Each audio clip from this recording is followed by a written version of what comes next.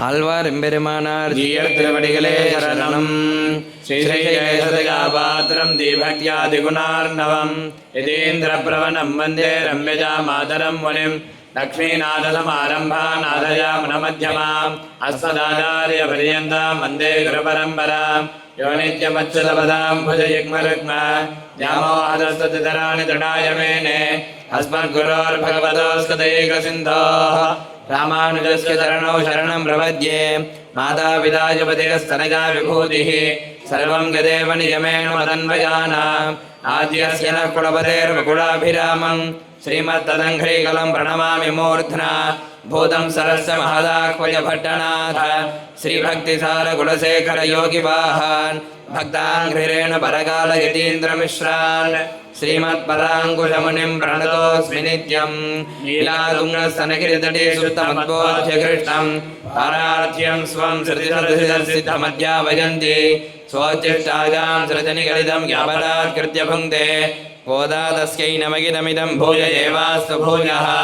अन्नवयल पुदवयाण्डालरङ्गर्के पन्निर्पावै पल्पदियम् இன்னிசையால் வாடி கொடுத்தால் நற்பாமாலை பூமாலை சூடி கொடுத்தாலை சொல்லு.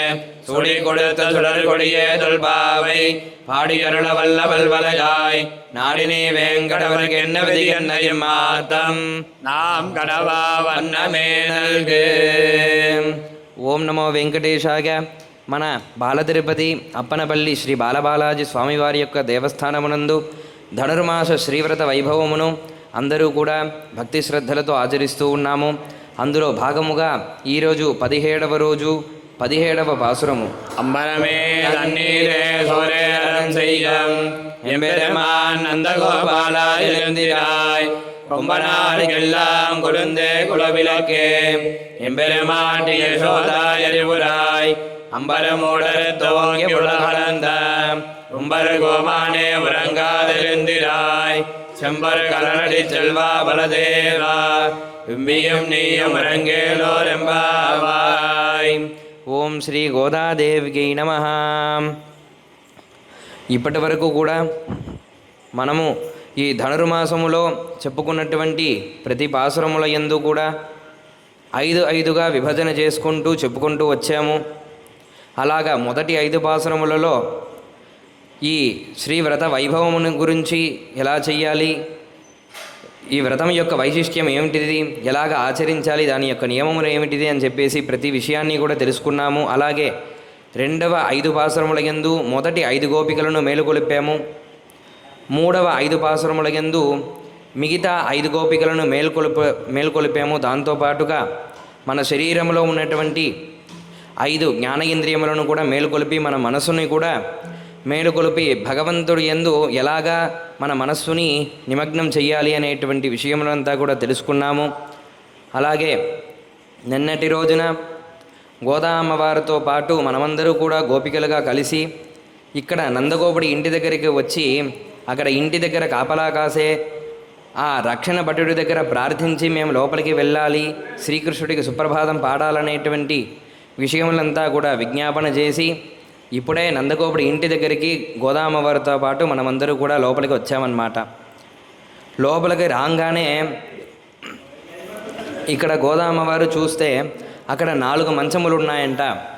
4 మంచములలో మొదటి మంచములో నందగోపుడు, రెండవ మంచములో యశోదామ్మ, మూడవ మంచంలో చిన్ని కృష్ణుడు, 4వ మంచంలో బలరాముడు వరుసక్రమంగా నిద్రిస్తూ ఉన్నారన్నమాట. వాళ్ళు నిద్రించుండగానే అమ్మవారు అందరికీ కూడా సుప్రభాతముగా పలుకుతూ ఉన్నారు. అంటే ముందుగా నందగోపుడికి, తర్వాత యశోదమ్మకి, తర్వాత చిన్ని కృష్ణయ్యకి, తర్వాత బలరాముడికి వరుసక్రమంగా సుప్రభాతమును పలుకుతూ ఉన్నారన్నమాట. అదే ఈనాటి పాసురం యొక్క తాత్పర్యము. అంబరమే తన్నీరే సోరే అరం సెయ్యం అంటే అంబరం అంటే వస్త్రము, తన్నీరంటే నీరు అంటే మంచినీళ్ళు, సోరే అంటే అన్నము.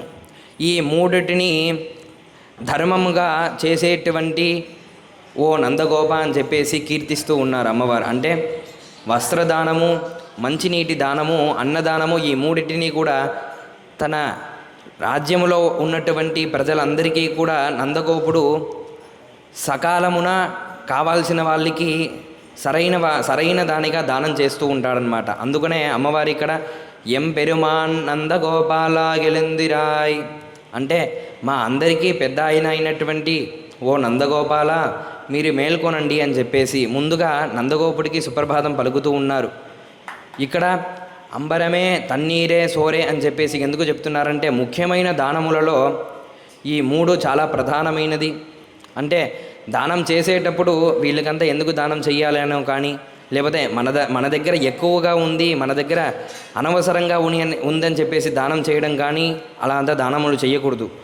కానీ ఈయన ఎలా చేశారంట, మన ప్రజలందరికీ కూడా చాలా అవసరం అవుతుంది, మన ప్రజలందరూ కూడా బాగుపడాలి, వాళ్ళందరికీ కూడా ఇచ్చేటువంటి దానము మంచిగా తీసుకొని వాళ్ళందరూ కూడా అనుభవించాలనేటువంటి ఉద్దేశ్యముతో వస్త్రమును గాను, అలాగే ఎండాకాలంలో చలివేంద్రము లాంటిది మంచి అందరికీ కూడా ఎండా సమయంలో చల్లటి నీళ్లు దొరికేటట్టుగాను, అలాగే చలికాలంలో గోరువెచ్చటి నీళ్ళు దొరికేటట్టుగాను చలివేంద్రములంతా కూడా పెట్టి, తర్వాత ఆకలి అని చెప్పేసి వచ్చే వాళ్ళందరికీ కూడా అన్నదానములు మొదలగు ధర్మబద్ధమైనటువంటి విషయములలో పాల్గొన్నటువంటి ఓ నందగోప మేలుకొనండి అని చెప్పేసి గోదామ్మవారు పలికారు.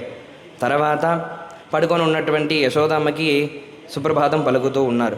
கொம்பனார்க்கெல்லாம் கொழுந்தே குளவிளக்கே ఎంబెరుమాటి యశోదా గరిబురాయ్. కొంబనార్కెళ్ళామనంటే తీగలాగా ఉన్నటువంటి సన్నటి నడుము కలిగినటువంటి గోపికలందరిలోనూ గొప్పదానా అని చెప్పేసి పిలుస్తూ ఉన్నారు.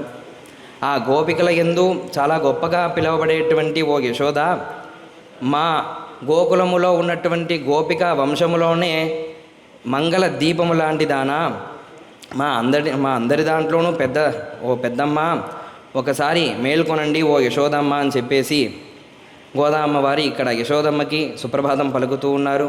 తర్వాత ఉన్నటువంటి కృష్ణుణ్ణి ఇలాగా సుప్రభాతం పలుకుతూ ఉన్నారు. అంబరం ఊడరుతు ఓంగి ఉడగలంద ఉంబర్ కోమానే ఉరంగాది గెళుందిరాయ్. పైన అంబరమని చూస్తే దానికి వస్త్రము అని అర్థము. ఇక్కడ అంబరమని అంటే ఆకాశం అన్నమాట. అంటే మనం మామూలుగా అంటూ ఉంటాం, మన సూర్య కుటుంబం దాటి బయటికి వెళ్తే మిల్కీ వే గ్యాలక్సీ అని అంటూ ఉంటారు సైన్స్లో. మనం దాన్ని ఏమంటామంటే అండము అని అంటారు. అటువంటి అండం అంటే మనకి మామూలుగా ఇటువంటి విషయం అంతా కూడా అర్థం అవ్వాలంటే మనకి తెలిసిన విషయంతో పోల్చి కొన్ని విషయాలు మనకి చెప్తూ ఉంటారంట. మన ప్రపంచము ఎలా ఉందంటే ఒక గుడ్డు ఆకృతిలో ఉందంట. ఆ గుడ్డు ఆకృతిలో 14 భువనములు ఉన్నాయంట. అంటే దీంట్లో భూలోకం అనేటువంటిది మధ్యస్థానంలో, అంటే కింద నుంచి చూస్తే 8వ ఫ్లోర్ అని అనుకోవచ్చు. మన పైన ఇంకా 6 లోకములు ఉన్నాయి, మన కింద ఇంకా 7 లోకములు ఉన్నాయంట. దాన్నే పాతాళ లోకములు 7, ఊర్ధ్వ లోకములు 7, మొత్తం 14 లోకములు అని అంటారు. ఇక్కడ శ్రీకృష్ణుడు వామనావతారంలో బలిచక్రవర్తి యొక్క అహంకారాన్ని తగ్గించి ఇంద్రుడి యొక్క స్థానమును నిలబెట్టడానికి వామనావతారం ఎత్తి మొదటి అడుగులలో నేలనంతా కొలిచాడంట. అంటే నేల అంటే కింద ఉన్నటువంటి లోకములు 7 లోకములు, అతల వితల సుతల తలాతల రసాతల మహాతల పాతాలాది 7 లోకములని కూడా కొలిచేశాడంట ఒక అడుగులో. రెండవ అడుగులో పైలోకములు అంటే భూమి యందు ఉన్నారు, ఇంకా పైలోకములు భూలోక, భువర్లోక, సువర్లోక, మహర్లోక, జనోలోక, తపోలోక, సత్యలోకము, ఇటువంటి మిగతా 6 లోకములని కూడా అలా కాల్ని పైకి ఎత్తి, ఓంగి అని అంటే పైకి ఎత్తి అని అర్థము. అలాగా కాల్ని పైకి ఎత్తి అలా కొలిచేశాడంట. అలా కొలిచేటప్పుడు అంటే మనం అనుకున్నట్టుగా ఒక గుడ్డులాగా అనుకున్నాం కదా మన గ్యాలక్సీని. అంటే మనం భూలోకంలో నుంచి ఆ స్వామి అలాగా కాలు పైకి ఎత్తితే ఆ గుడ్డు చీలిపోయి ఆయన కాలు బయటికి వెళ్ళిపోయిందంట. దాన్నే ఇక్కడ చెప్తున్నారు. అంబరం అని అంటే ఆకాశము, అంబరం ఊడు అరుతు అంటే చీల్చుకొని వెళ్ళేటట్టుగా, ఓంగి ఉలగలంద అంటే కాలని పైకి ఎత్తి ఉలగలందే ప్రపంచాన్ని కొలిచినటువంటి ఉంబరకోమానే దేవతల యొక్క రాజు అయినటువంటి ఓ దేవదేవ ఉరంగాదు ఎలిందిరాయి నిద్రపోకుండా లేవండి స్వామి అని చెప్పేసి సుప్రభాతం పలుకుతూ ఉన్నారు. తర్వాత బలరాముడికి సెంపర్ కలలడి చెల్వా బలదేవ ఉంబిగుం నీగుం ఉరంగేళోర్ ఎంబావాయ్. అంటే బలరాముడు పాదములలో బంగారు కడియమును ధరించి ఉంటాడంట.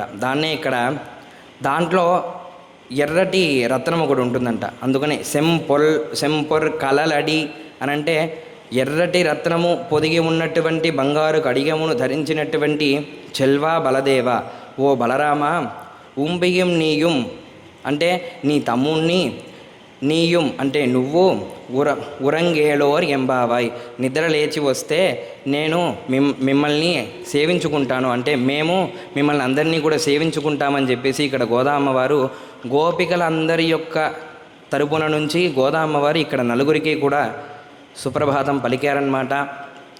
అంటే ఇక్కడ మీరు విషయం గమనించినట్టయితే ముందుగా ఎందుకు నందగోపుడి దగ్గర సుప్రభాతం పలకాలి, తర్వాత యశోద దగ్గర ఇట్లా వరుస క్రమంగా ఎందుకు వచ్చారని అంటే రామావతారంలో అంటే ఎంత ఆ శివధనుస్సుని ఎత్తి ఆ శివధనుస్సుని భంగం చేసి సీతా అమ్మవారిని గెలుచుకున్నప్పటికీ కూడా రాముడు ఏం చెప్పారంట అంటే జనక మహారాజు వచ్చేసి ఇట్లాగా మీరు ఈ స్వయంవరంలో గెలిచారు, ఇదిగోండి తీసుకోండి నా అమ్మాయిని అని అంటే అప్పుడు రాముడు ఏం చెప్పారంట, ఇదేమిటిది, ఇవన్నీ నాకు సంబంధం లేదు, నాకు ఆచార్యుల వారు అయినటువంటి విశ్వామిత్రులు వారు చెప్పినంత మాత్రానే నేను ఈ శివధనుస్సు భంగం చేశాను, అంత మాత్రాన మీ అమ్మాయిని పెళ్ళాడాల్సినటువంటి ఉద్దేశం ఎటువంటిది లేదు నాకు, మీరు ఈ మాటలు ఏమైనా ఉన్నట్టయితే మా నాన్నగారి దగ్గర మాట్లాడుకోండి, నాకు ఏమీ తెలియదని చెప్పేసి చెప్పేశారంట.